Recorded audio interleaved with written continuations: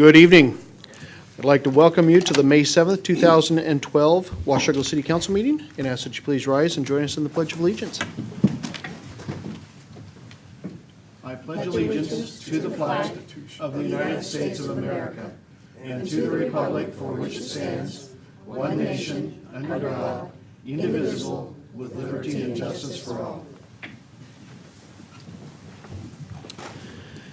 Thank you. Rose, could you call the roll, please? Councilmember Russell? Here. Councilmember Plinsky? Here. Councilmember Greenlee? Here. Councilmember Lindsay? Here. Councilmember McDaniel? Here. Councilmember Shoemaker? Here. Councilmember Freeman? Here. Thank you.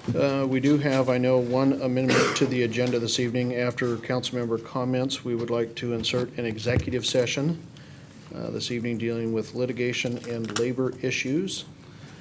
I would estimate probably on the outside 30 minutes in duration total, with no action to follow.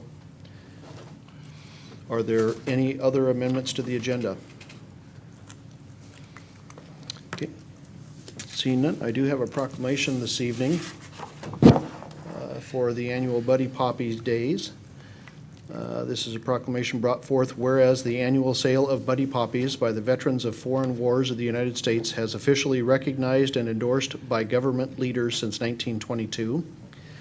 And whereas the Veterans of Foreign War Buddy Poppies are assembled by disabled veterans, and the proceeds of this worthy fundraising campaign are used exclusively for the benefit of the disabled and needy veterans, and the widows and widowers and orphans of deceased veterans. And whereas the basic purpose of the annual sale of Buddy Poppies by the Veterans of Foreign Wars is eloquently reflected in the desire to honor the dead by helping the living. Now, therefore, I, Sean Gard, Mayor of the City of Washougal, do hereby urge citizens of this community to recognize the merits of this cause by contributing generously to its support through the purchase of Buddy Poppies on the day set aside for the distribution of these symbols of appreciation for the sacrifices of our honored dead. Accordingly, I urge all patriotic citizens to wear a Buddy Poppy as mute evidence of our gratitude to the men and women of this country who have risked their lives in defense of the freedoms which we continue to enjoy as American citizens. In witness thereof, I set my hand and cause the seal of the City of Washougal to be affixed the 7th day of May 2012. Mr. Ecoff, would you come forward?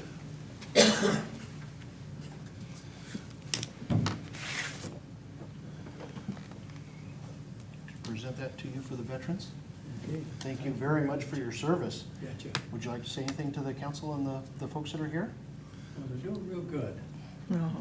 I'm usually not much of a speaker to say anything, but That's they asked okay. me to come to this meeting, and that's what I came here for. Mr. Mayor, a question real quick. Sure. When and where will the poppies be on sale? Be on the 18th, be on Friday, Okay, it's next week. got it. And where will they be? Where? At the Safeway. Down Safeway store. Campus Oh, and Washington okay. Safeway. Great. Yeah. We did real good last year, you know, we made over $1,400. Excellent. And I hope we do better this year. Great. Very good. Well, thank you for your service and thank you for You bet. continuing to do that each year. Yeah. Thank you. Rose, do we have any correspondence this evening? No, we do not. Okay. Is there anyone in the audience that would wish to address council this evening? Richard?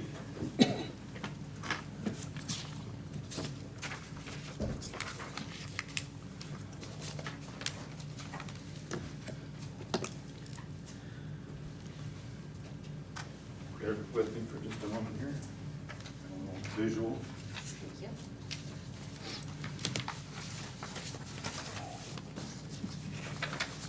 Thank you.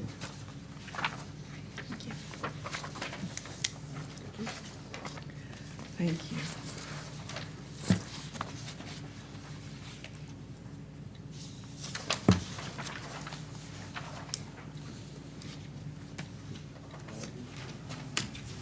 Yeah, I've been following the whole, I guess, the need for improvements on Highway 14 for a really long time. Had a former schoolmate that was killed in an accident on Highway 14. And so there's many reasons, certainly safety being among them, but for the livability of our city and for economic development, many reasons why we all know that something needs to be done. And at the staff presentation a couple of weeks ago at your workshop, I was quite interested in seeing what the presentation would be. And a couple things I came away with. One is that we really do have time while we're waiting for funding. Whatever we do out there on Highway 14 is going to be expensive, and there's no money there right now to even think that anything's going to happen soon. So I think we easily have time to talk about the different alternatives that might be present. But what I came away with that we don't have time for is to really firmly decide where we're going to put a grade separation across the railroad tracks to serve the eastern end of our community. So this first visual that I gave you, part of when I'll explain the colors a little bit. The area outlined in purple is Washougal city limits. The area that's cross-hatched in purple is what I kind of, on my own assumptions, determined was the area of Washougal that was more or less easily developed. Above that, we've climbed up the hill. Some of those hillsides, people live on them and they built houses there, but they weren't always easy. So then up at the top, the green area is an area that I think is every bit as easily developed once you start actually developing up there. There's no reason to think, who knows the timing, but there's no reason to think that every bit of that will someday be fully developed Washougal City.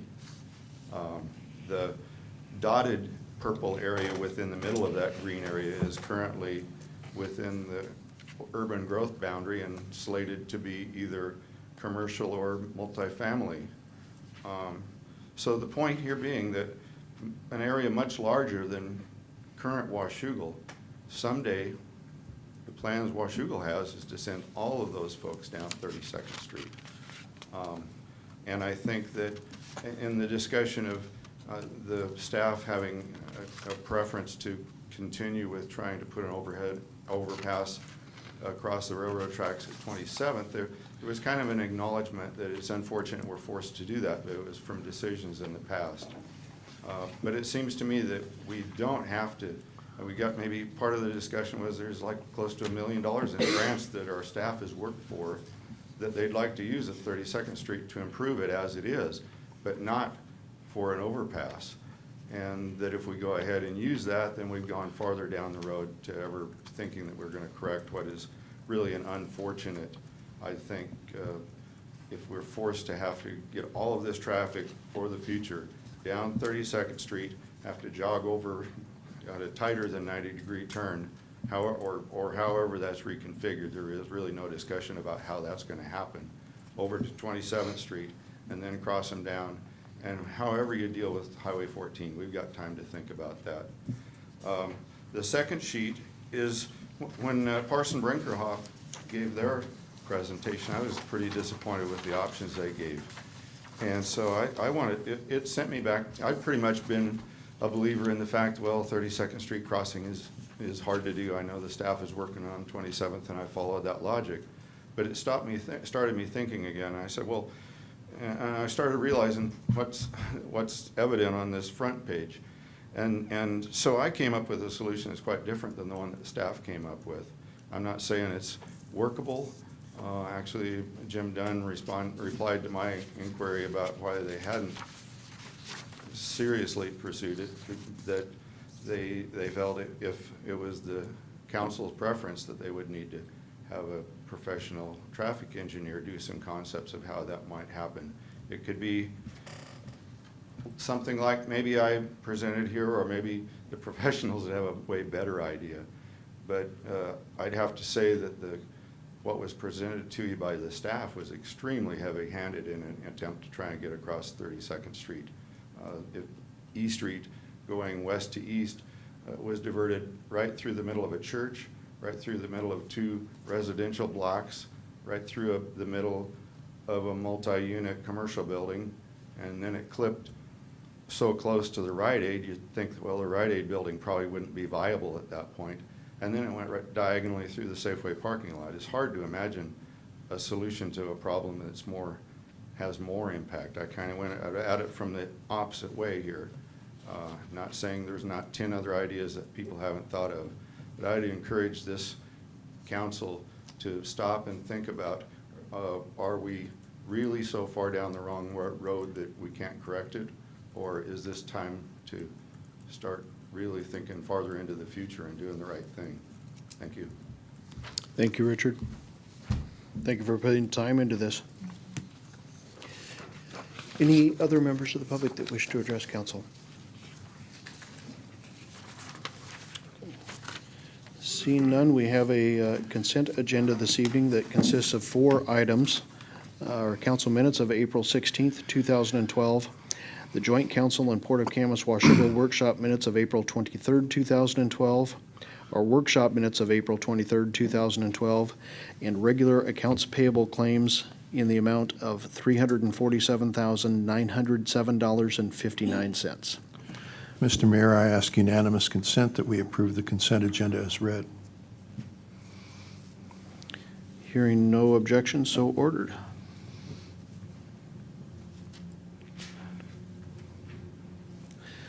We have no new business this evening. If it's okay, well, I'll make a final call if there are any other members of the public that wish to address council. John? See, it's a good thing I did that. We won't want you to get out too early on a day like this. Oh, we won't. A couple of weeks ago, before I make my comment, you look kind of different. Have you done something? Have you lost any weight or? Nothing to speak of. Well, a couple of weeks ago, the president of the Port Commission reported that he'd gone to an economic development conference of some sort and came back and said that there were like 30,000 communities in the U.S. all vying to try to get people to come here and move here. It's like we're trying to do with economic development in the Port District and in the community here. And he challenged people there to, send him an email or come up with ideas. What would make Washougal or Camas-Washougal area special that would make, could be used in some kind of promotional thing to get people to move here. And last Tuesday, I had the opportunity to come down to the waterfront, and I'm just gonna have to compliment you and the mayor of Camas, whom I talked to briefly before their workshop tonight, and he told me he's lost 9 pounds. And I'm just saying. That's only because I've told him what I've lost, so he has to lose a little bit more each time. Well, with the press there, TV there, the exposure that you got, and as I say, they were challenging, what can you do to get interest in our area? I just want to compliment you and what you're doing with the mayor and the community. I think that's really got a spotlight on us, and I hope that continues. And I think what you guys are doing is just a wonderful thing. I did not know that it would also save us money in insurance. I believe you said 2%. Yep, So goes towards our incentives. I can see nothing bad about this thing, and I encourage you, and I did with all that turnout, it was a wonderful thing. So congratulations to you. Thank you, John. Thank you for being there. And you can sign up and be part of our team. Well, I hope these were complimentary. They were. I'll be looking at it later, I think. Perfect. Thank you, John. Any other comments from the public? Okay, I've got just a couple brief things. One is on the weight loss challenges. Some of you may have seen the mayor of Camas and myself have challenged each other and our respective communities to enter a 12-month-long health and fitness challenge to try and lose weight, live healthier, all those types of things. So it did kick off down at the port this last week. We managed to, we thought it might make a little bit of news here and there. Associated Press also showed up, and by the time, well, as of today, we've been in all the many of the Northwest TV stations, radio stations, print media. We made the Washington Post, the New York Times, the Chicago Sun, and I don't know where else. The So Chicago Tribune, the Miami Herald, and the New York Daily News. it's kind of traveled far and wide. So I think Mayor Higgins and myself we were hoping that we would make a little bit of attention, and he and I would get a little bit healthier, and hopefully some members of the community and our staffs would jump on board as well. We're now stuck.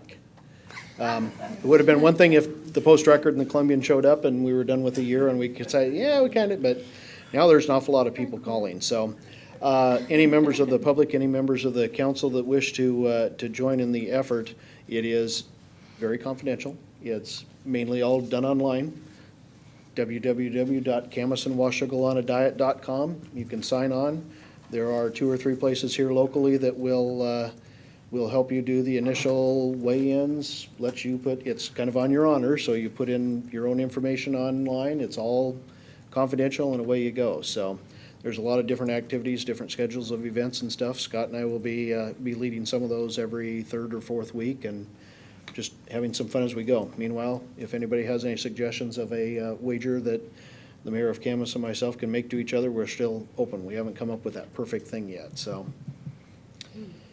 That's out there. And then also this weekend on Saturday, we had a community service project here in town that was well attended. We had 20, 21, 22 people who were there helping out. Council members Greenlee and Lindsay were there as part of the group. We got really messy, really ugly, and really smelly picking up.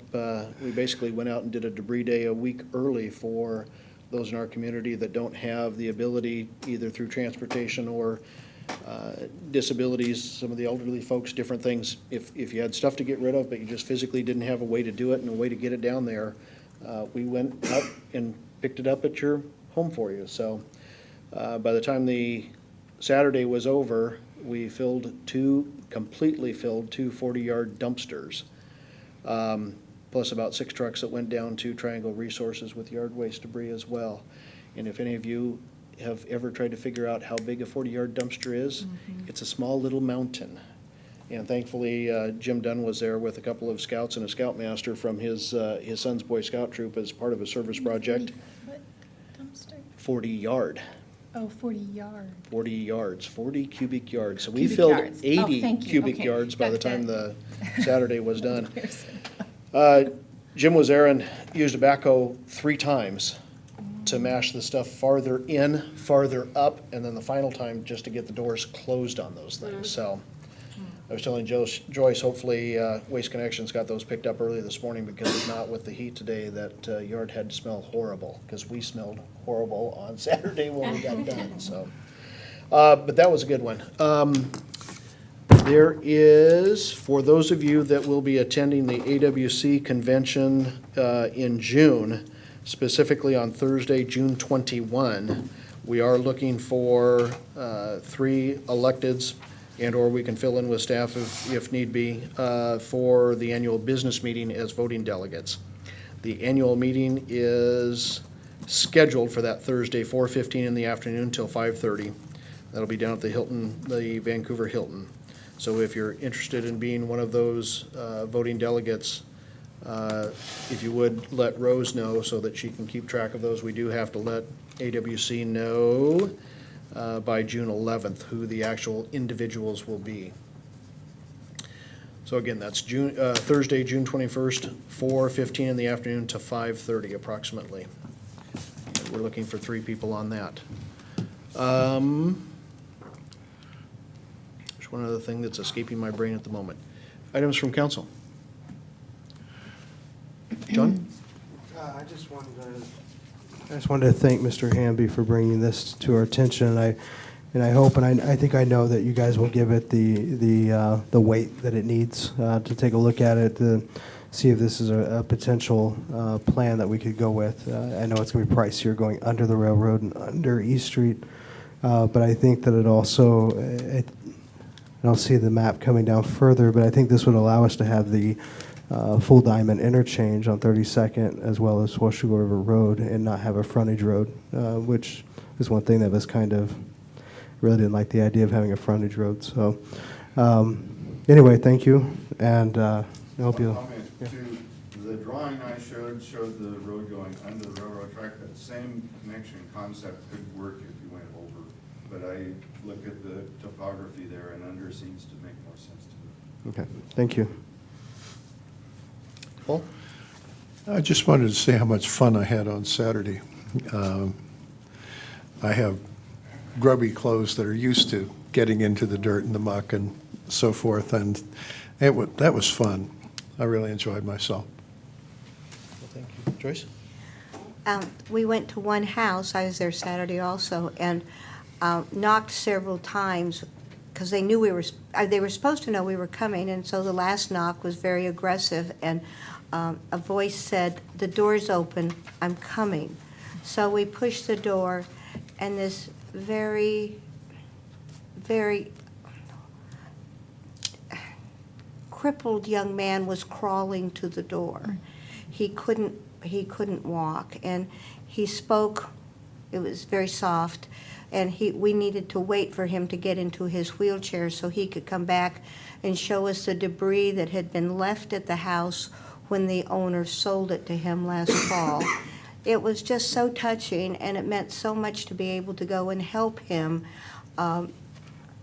make his life a little bit easier that day. So it was a very rewarding place to be.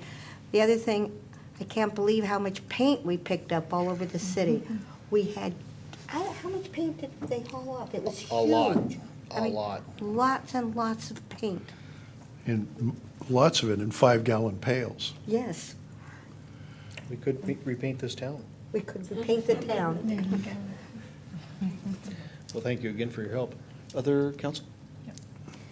County Joe? Is there an event Saturday for us to be allowed to take? There is, this Saturday, thank you for the reminder, this Saturday is the official debris day, both yard waste and household debris.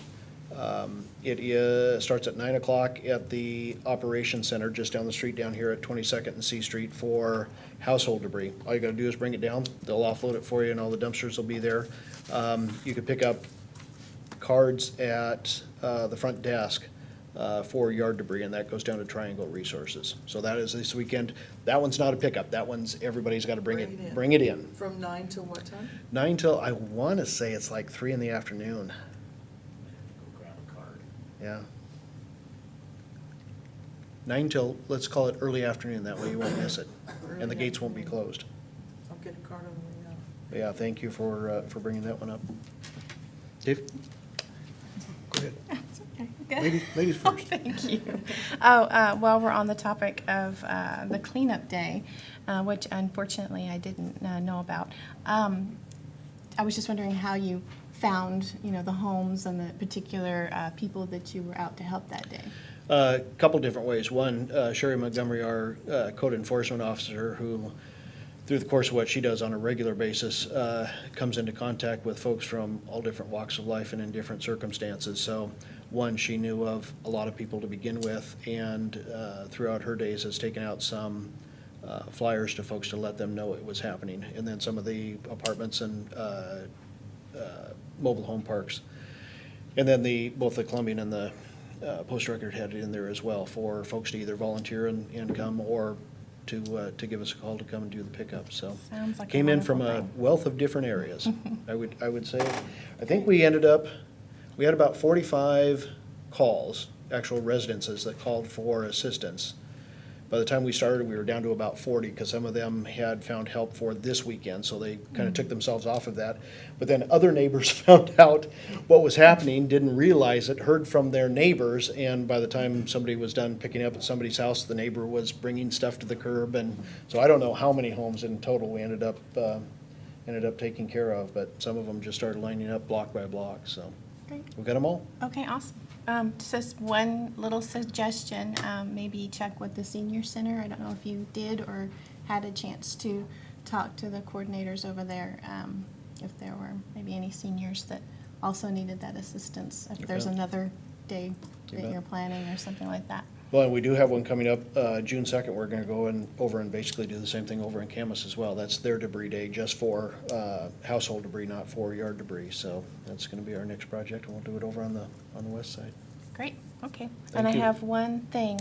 This week, May 7th through the 11th, is Teacher Appreciation Week. I'm guessing that most everyone has been touched by it, an extraordinary teacher in their lives. And I would just request that you please let them know that we're grateful for their dedication. And that's it. Thank you. Dave?